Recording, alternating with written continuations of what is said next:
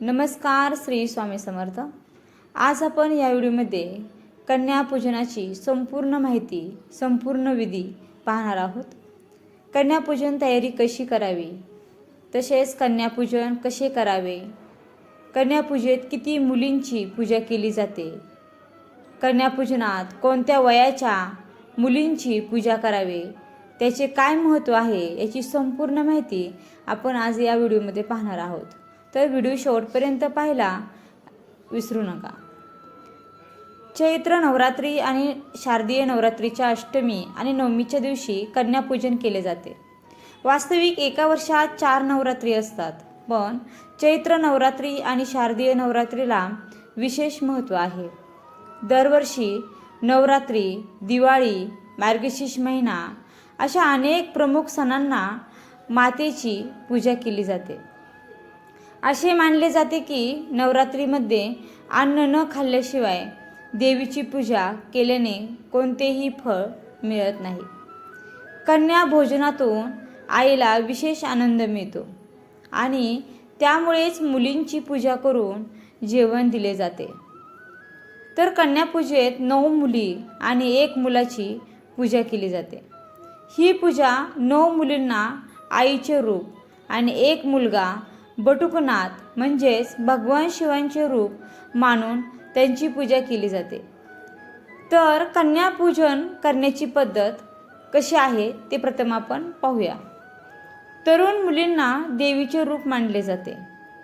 नवरात्रीत विशेषतः तरुण मुलींचीच पूजा केली जाते आणि त्यांचा आदरही केला जातो। वास्तविक नवरात्रीत होणारी कन्यापूजा ही व्यक्तीच्या क्षमतेनुसार केली जाते। हे करण्याची पद्धत प्रत्येक ठिकाणी वेगवेगळीही असू शकते। अष्टमी किंवा नवमीला तिथीला पूजेच्या वेळी कन्येची पूजा करण्याची प्रथम संकल्पना करायची। त्याच्यानंतर अष्टमी किंवा नवमी तिथीला कन्यापूजेसाठी मुलींना आमंत्रण द्या किंवा आमंत्रित करा। नंतर 9 मुली आणि 1 मुलगा यांना योग्य जागा घरी आल्यानंतर बसण्यासाठी द्या। त्यांना सीटवर बसायला लावा, त्यांचा आदर करा। त्याच्यानंतर 9 मुली आणि 1 मुलगा आणि 1 दुर्गा मातेची म्हणजे आईची 1 थाळी, अशा प्रकारे 11 थाळी जेवणाची व्यवस्था करायची। कन्यापूजेसाठी आपल्याला हरभरा, पुरी, हलवा, खीर इत्यादीचा प्रसाद तयार करून प्रथम माता दुर्गाला अर्पण करावा आणि त्याच्यानंतर घरातील ज्या मुली आलेल्या आहेत त्यांना सर्वप्रथम त्यांचे पाय स्वच्छ पाण्याने धुवावेत। नंतर पाय पुसावे, प्रत्येकाच्या पायावरती कुंकू लावावे। यानंतर मुलींना आसनावर बसवून त्यांना हलवा, पुरी, हरभऱ्याची भाजी असा जो गोड काही नैवेद्य केलेला असेल तो संपूर्ण नैवेद्य त्यांना खायला द्या। मुलींचे जेवण संपल्यानंतर त्यांना हात धुवून पुन्हा आसनावर बसायला लावा। प्रत्येकाचे जेवण झाल्यावर प्रत्येकाला कपाळावर कुंकुम लावून फळे, चुनरी, पैसे आणि भेटवस्तू दिल्या जातात। त्यांच्या पायाला स्पर्श करावा आणि त्यांना नंतर नमस्कार करावा। भेटवस्तू म्हणून तुम्ही रुमाल, stationery, tiffin box, hair band, केस, क्लिप अशा त्यांच्या आवडीच्याच वस्तू द्या, जेणेकरून मुली खूप खुश होतील। देवीला अन्न अर्पण केल्यानंतर आरती करायला विसरू नका। ज्यावेळेस मुली जेवतील त्याच्यानंतर आरती जरूर करा। प्रत्येकजण कन्या आणि बटूक जीचा आशीर्वाद घ्यावा। कन्यापूजेत किती मुलींची पूजा केली जाते आणि त्याचे काय महत्त्व आहे ते थोडक्यात जाणून घेऊयात। अनेकदा लोक विचारतात की कन्यापूजेत किती मुलींची पूजा केली जाते।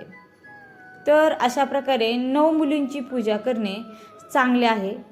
पण जर कोणत्याही कारणास्तव तुम्ही 9 मुलींची पूजा करू शकत नसाल तर एका मुलीची पूजा केल्यानेही फळ मिळते। तुमच्या इच्छेनुसारच मुलींची पूजा करा।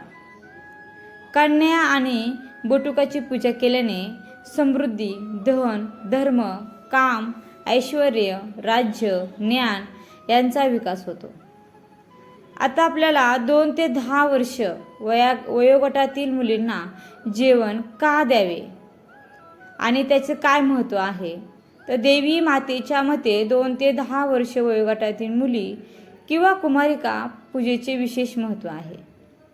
मुलींचे जेवण आणि पूजा केल्याने धन, वय आणि शक्तीही वाढते. म्हणून जरूर कन्यापूजन करावे. आणि एक गोष्ट सांगते की नवरात्रामध्ये ज्यांचे उपवास आहे, ज्यांचे उपवास नाही, ते सर्वांनी कन्यापूजन करायला विसरू नका. 2 वर्षाच्या मुलीला कुमारी का म्हणतात, तर 2 वर्षाच्या मुलीची पूजा केल्याने कुमारी म्हणतात. 2 वर्षाच्या मुलीची पूजा केल्याने गरिबी दूर होते. 3 वर्षाच्या मुलीला त्रिमूर्ती म्हणतात. 3 वर्षाच्या मुलीच्या पूजेने सुख आणि समृद्धी मिळते. 4 वर्षाच्या मुलीला कल्याणी म्हणतात, कारण 4 वर्षाच्या मुलीच्या पूजेने घरात समृद्धी येते. 5 वर्षाच्या मुलीला रोहिणी म्हणतात, कारण 5 वर्षाच्या मुलीची पूजा केल्याने रोगांपासून मुक्ती मिळते. 6 वर्षाच्या मुलीला काली म्हणतात, कारण 6 वर्षाच्या मुलीची पूजा केल्याने राजयोग साध्य होतो. 7 वर्षाच्या मुलीला चंडिका म्हणतात, कारण 7 वर्षाच्या मुलीच्या पूजेने समृद्धी येते. 8 वर्षाच्या मुलीला सांभवी म्हणतात. 8 वर्षाच्या मुलीची पूजा करून यश मिळते. 9 वर्षाच्या मुलीला दुर्गा म्हणतात, कारण 9 वर्षाच्या मुलीची पूजा केल्याने शत्रूचा नाश होतो. 10 वर्षाच्या मुलीला अभद्रा म्हणतात, कारण 10 वर्षाच्या मुलीची पूजा केल्याने तुमच्या सर्व मनोकामना पूर्ण होतात. तर मैत्रिणींनो, कुमारिका पूजल्याने पृथ्वीचे राज्य मिळते. कन्यापूजनात भैरव म्हणून एका मुलाला, अर्थात मुंज झालेल्या मुलाला बोलवावे. कन्यापूजनात आवश्यक आहे एक मुलगा, त्याच्यामुळे तुम्ही मुलींबरोबर एक मुलाला बोलवायला विसरू नका.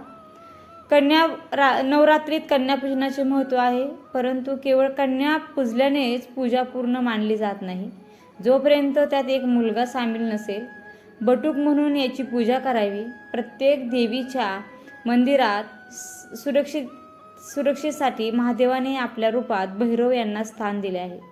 देवीचे शक्तिपीठ स्थापित करण्यासाठी महादेव स्वतः पृथ्वीवरती आले होते. तिथे सतीचे अंग पडले. जिथे सतीचे अंग पडले तेथे शक्तिपीठांची स्थापना झाली. तसेच महादेवाने आपल्या स्वरूपात भैरव यांना प्रत्येक दरबारात तैनात केले. भैरव पूजा केल्याविना देवीची पूजा अपुरी राहते आणि या कारणामुळेच कन्यापूजन आयोजित करताना 9 कुमारिकांसह एक मुंजा मुलगा असणे शुभ मानले गेले. याचा एक अर्थ असाही लावता येईल की आपण केलेल्या पूजेचे फल सुरक्षित आहे. तर पाय धुणे, पायांना स्पर्श करणे यासारख्या गोष्टींमधूनही त्यांना आपल्या वसलेल्या ईश्वराची जाणीव होते आणि हे मुलांना चांगल्या व्यक्तिमत्वात बदलण्यास मदत होते. कन्यापूजेच्या वेळी मिळालेल्या छोट्याशा भेटवस्तूंनी मुले आनंदित होतात आणि खऱ्या मनाने आशीर्वादही देतात असे मला वाटते. मोक्ष आणि समृद्धी मिळवण्यासाठी माणसाची कृती चांगली असणे हेही आवश्यक आहे. धन्यवाद. श्री स्वामी समर्थ. मैत्रिणींनो, व्हिडिओ कसा वाटला? व्हिडिओला लाईक, शेअर आणि सबस्क्राईब करायला विसरू नका.